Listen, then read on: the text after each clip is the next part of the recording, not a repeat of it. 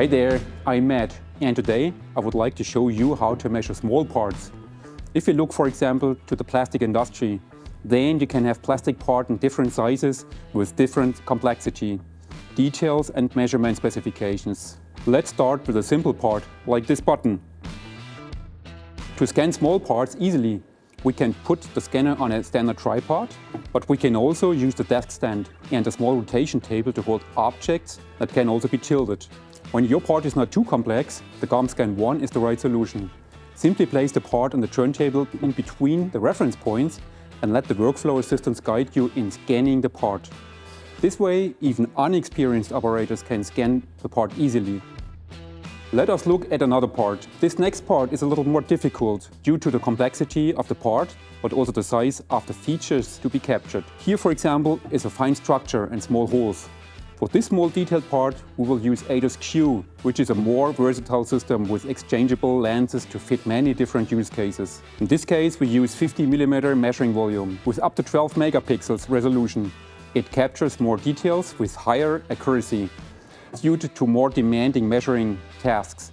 Instead of using the desk stand for manual scanning, we have put ADAS-Q on this motorization kit, which enables us to easily scan this part and capture the smallest detail. As the part is small, it is not always possible to put points on the part. We could do the same as before and put points on the table or use a reference frame that enables us to easily measure this small part from top to bottom. The measuring process is identical. Place the component on the turntable and start scanning. Below the screen, we can set the amount of angles and turns.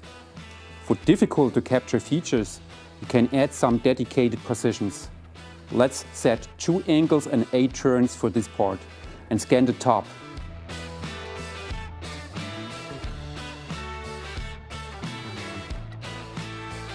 Let us turn the part and scan the other side.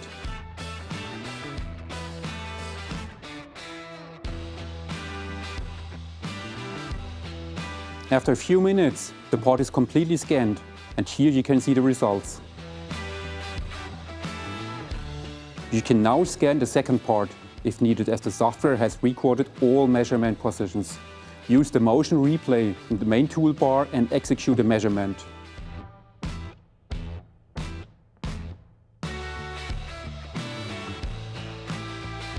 But that is not all. We can even make it easier to scan small parts.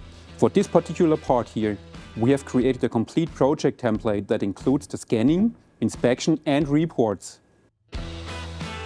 You do not have to be a quality engineer to do the complete scan and inspection of this part, as this is now done automatically.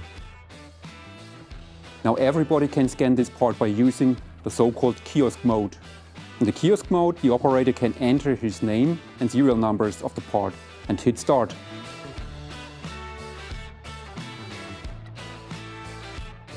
Now the part is scanned, and after scanning, the complete inspection is calculated.